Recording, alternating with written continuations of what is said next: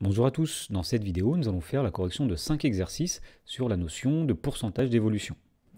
Dans l'exercice numéro 1, on nous dit que le nombre de places disponibles sur un parking d'un centre commercial est actuellement de 200. On nous dit que le nombre de places va augmenter de 20% à l'avenir et on nous demande combien y aura-t-il de places de vélo dans le futur. Alors pour répondre à cette question, on va commencer par calculer le coefficient multiplicateur associé à cette évolution. Alors puisqu'il s'agit d'une augmentation, le coefficient multiplicateur ce sera 1 plus le pourcentage d'évolution, c'est-à-dire 1 plus 20 sur 100. Autrement dit, le coefficient multiplicateur ici est égal à 1,2. Et donc pour connaître le nombre de places de parking qu'il y aura, on va multiplier le nombre de places de parking actuelles par 1,2, ce qui va revenir à l'augmenter de 20%. Et donc on trouve ici 240. Et donc on peut affirmer qu'il y aura 240 places de vélo dans le futur. Dans la question numéro 2, on nous dit qu'une personne achète un véhicule neuf au prix de 13 500 € et qu'au bout de 2 ans, le véhicule a perdu de sa valeur et le prix initial a été diminué de 12%. On nous demande quelle est la valeur du véhicule au bout de 2 ans. Donc ici aussi, on va commencer par calculer le coefficient multiplicateur associé à cette évolution. Alors puisque c'est une diminution, nous allons faire 1 moins, le pourcentage de diminution étant de 12%, on va faire 1 moins 12 sur 100, c'est-à-dire 1 moins 0,12, et on trouve ici donc 0,88. À partir de là, pour trouver le prix du véhicule au bout de 2 ans, on va prendre le prix initial, donc 13 500, qu'on va diminuer de 12%, c'est-à-dire on va multiplier 13 500 par 0,88. Et donc on trouve ici 11 880. Donc on peut affirmer qu'au bout de 2 ans, la valeur du véhicule sera de 11 880 €. Dans l'exercice suivant, on nous dit dans chaque cas de dire par quel nombre cela revient à multiplier. Alors dans la première question, on nous dit augmenter de 15%. Alors augmenter de 15%, ça revient à multiplier par 1 plus 15 sur 100. Autrement dit, ça revient à multiplier par 1,15. Pour la question numéro 2, alors diminuer de 60%, ça revient à multiplier par 1 moins 60 sur 100. Autrement dit, c'est 1 moins 0,6. Et donc diminuer de 60%, ça revient à multiplier par 0,4. Dans la question 3, augmenter de 3%, ça revient à multiplier par 1 plus 3 sur 100. Autrement dit, ça revient à multiplier par 1,03. Dans la question numéro 4, on nous dit donc augmenter de 17,5%, ça revient à multiplier par quel nombre? Alors on va écrire tout simplement 1 plus 17,5 divisé par 100, et donc ça revient à multiplier par 1,175. Dans la question numéro 5, on nous dit qu'on fait une diminution de 5%, ça revient à multiplier par 1 moins 5,5 sur 100, et donc ceci revient à multiplier par 0,945. Et pour finir, augmenter de 125%, ça revient à multiplier par 1 plus 125 divisé par 100. Autrement dit, ça revient à multiplier par 2,25. Dans l'exercice suivant, on nous demande de répondre à chaque question en donnant au préalable le coefficient multiplicateur.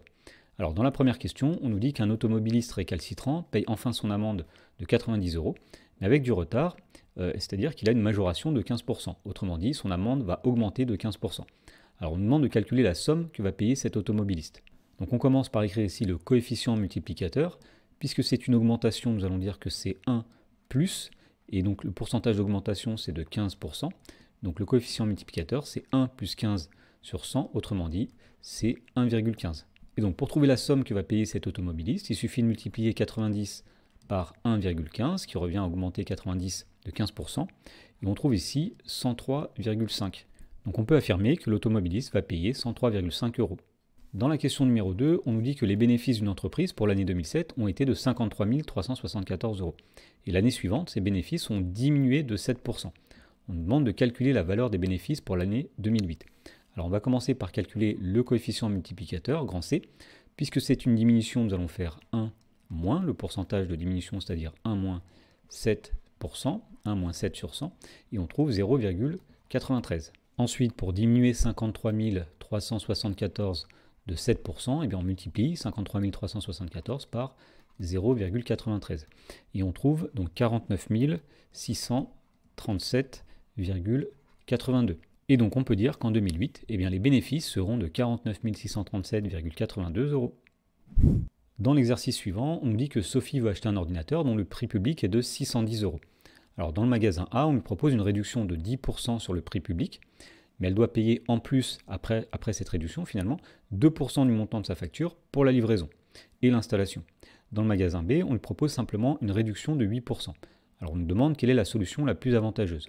Alors on va calculer pour chaque magasin le prix total que va payer Sophie pour se procurer cet ordinateur. Et on va commencer par le magasin A. Alors tout d'abord, elle a une réduction de 10% dans ce magasin. Donc on va avoir un coefficient multiplicateur ici qui est de 1 moins 10 sur 100, c'est-à-dire 0,9. Donc on va calculer le prix après réduction. Donc la facture, ce sera de 610 multiplié par 0,9 et on trouve 549 €. Alors une fois qu'elle a cette facture réduite, elle va payer 2% de ce montant pour la livraison et l'installation. Donc le coefficient multiplicateur qui correspond à cette augmentation de 2% va être de 1 plus 2 sur 100. Autrement dit, c'est 1,02. Donc pour avoir le prix final, on va faire 549 multiplié par 1,02 et on trouve 559,98 €. Dans le magasin B, on nous dit simplement que le prix est diminué de 8%. Donc le coefficient multiplicateur, c'est 1 moins 8 sur 100, c'est-à-dire 0,92.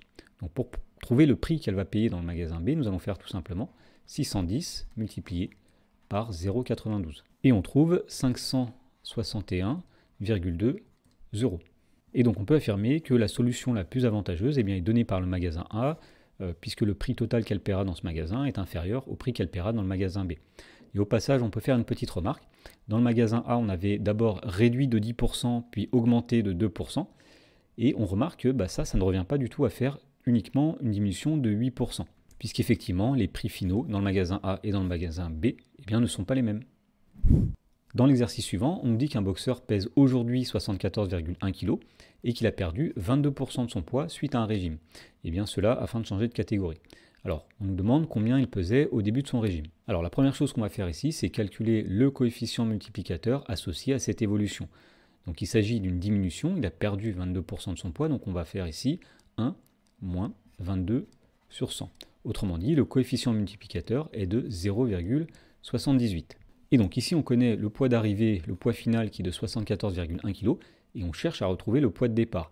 Et donc on sait que lorsqu'on multiplie le poids de départ par le coefficient multiplicateur 0,78, on va obtenir 74,1. Donc on va appeler x le poids initial de ce boxeur, et ce qu'on vient de dire, c'est que quand on multiplie x par 0,78, on obtient 74,1. Alors ceci est une équation. Pour la résoudre, on va simplement diviser par 0,78 afin d'isoler x. Et donc x est égal à 74,1 divisé par 0,78. Et lorsqu'on calcule ceci, on trouve que x est égal à 95. Et donc on peut affirmer que le boxeur pesait 95 kg initialement.